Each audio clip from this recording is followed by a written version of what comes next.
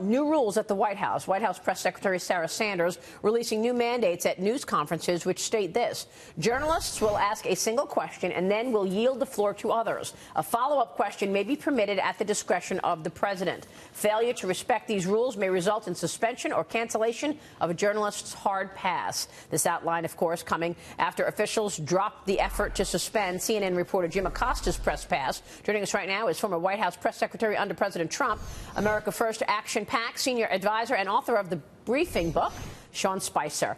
Sean, good to see you. Thanks so much for joining us this morning.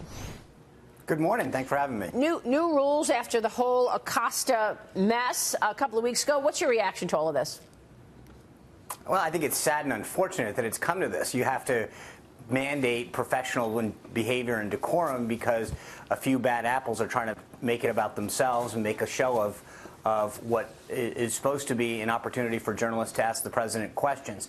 As you saw at that press conference, there's 100-plus members of the media from all sorts of backgrounds and publications that are seeking to ask the president of the United States a question, and yet one journalist in particular wants to monopolize it for himself and make it into the Acosta show.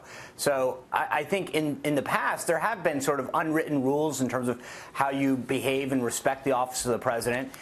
This one individual has clearly blown through them, and now we've come to the point where we've got to treat them like children and put down rules and regulations so that people can actually behave. And it's not just about the president, right? I think mostly it comes down to treating other journalists with the respect that they deserve. I don't think there's anything negative to have certain rules for decorum when you're speaking to the office of the president. I mean, I don't. What do you guys think? I mean, I want to stand with journalists, but at the same time, I think there should be a respect for the office of the president. But if the White House had done this first, Sean, and just said, here are the rules of conduct that we're going to lay out, rather than just pulling the guy's hard card, again, you end up losing that initial battle. This happens over and over again, where it seems like that somebody at the White House is behaving rashly and not stepping back and taking a breath, which, quite frankly, if the president had just done when Jim Acosta was trying to grab that mic or keep the microphone from that young woman, if he had just stepped back and folded his arms and said nothing and said, I'm ending this press conference in 5 minutes unless Jim Acosta sits down, again, he would have won, and it wouldn't have been a win for Jim Acosta. Yeah, I think that's partially right, and as I said at the outset, I think it's unfortunate that it's come to this because you've been able to exist all along without having to go this route. I think that what it's going to mean is I agree with Dagan in the sense that I don't know why he called on him in the first place. But if you don't call on him, then they do the antics as well, and they start going, I haven't been called on, and he yells at, and he jumps up and down. And disrupts them in the first place. So the court basically said that the CNN, in this case, Jim Acosta, had a Fifth Amendment right to due process. So the White House is basically complying with the court order and saying, great, then we will have a process put in place. We'll notify them what the rules are and what the procedures will be if you violate them. But this is a result of a court order that said that in this particular case that there was not necessarily a First Amendment right to enter the White House, but that there was a Fifth Amendment due process rule to ensure that there was a way to know that what they had violated and that there were rules so that they could follow them in the first place. That gets to the whole thing, Sean, and that is there's no law that says the White House has to have these press conferences. They can set the rules, right. any rules they want. And so the court, I think, was stretching things.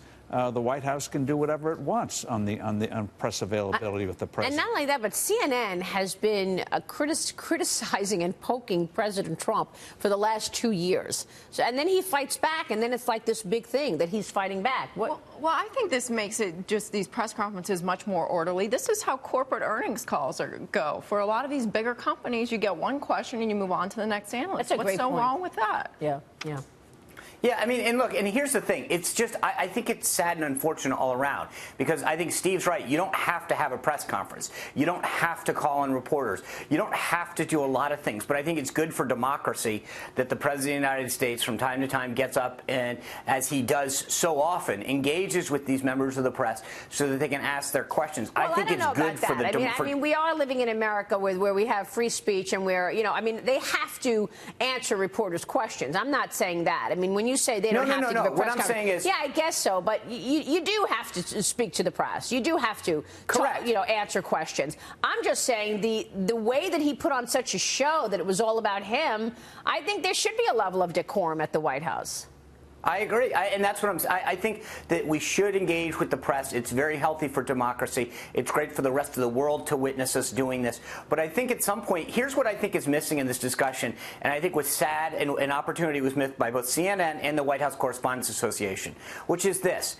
They should have come forward and say, you know what, we believe in a free press, we believe in access, we believe in transparency, but we also acknowledge that there are rules of decorum and professionalism that should stand as a model for our industry of journalism. Right. And they failed to do that. And I think that speaks volumes about the state of journalism today, where they defend this kind of inappropriate, unprofessional behavior that is not only disrespectful to the President of the United States, but disrespectful to other journalists. Well, that's right. And let me get to this, because there's so much dishonesty going on around this story as well. In fact, I saw it, I have to say, on CNN this morning, and it was incredibly dishonest.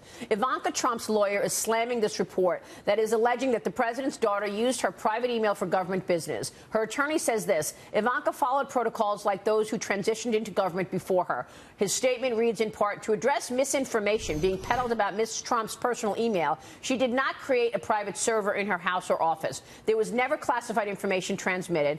The account was never transferred or housed at the Trump Organization. No emails were ever deleted, and the emails have been retained in the official account in conformity with records preservation laws and rules. So the bottom line is CNN this morning was going crazy about this hypocrisy that Ivanka Trump used a private email. A lot of people in government use private emails. The issue around Hillary Clinton was the fact that she had a server in her home. So there was nothing stopping her from just deleting anything she wanted, because they weren't in White House hands. So again, so much dishonesty in the media about this story. What's your reaction, Sean?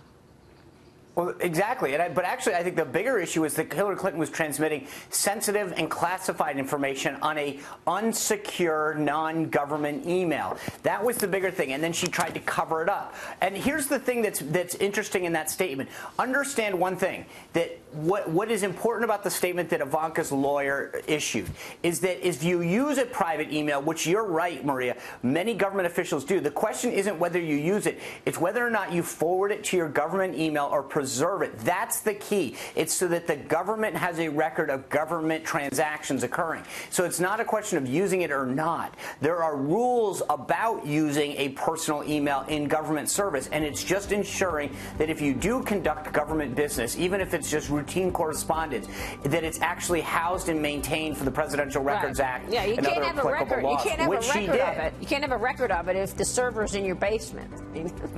Sean, thank you. Sean Spicer.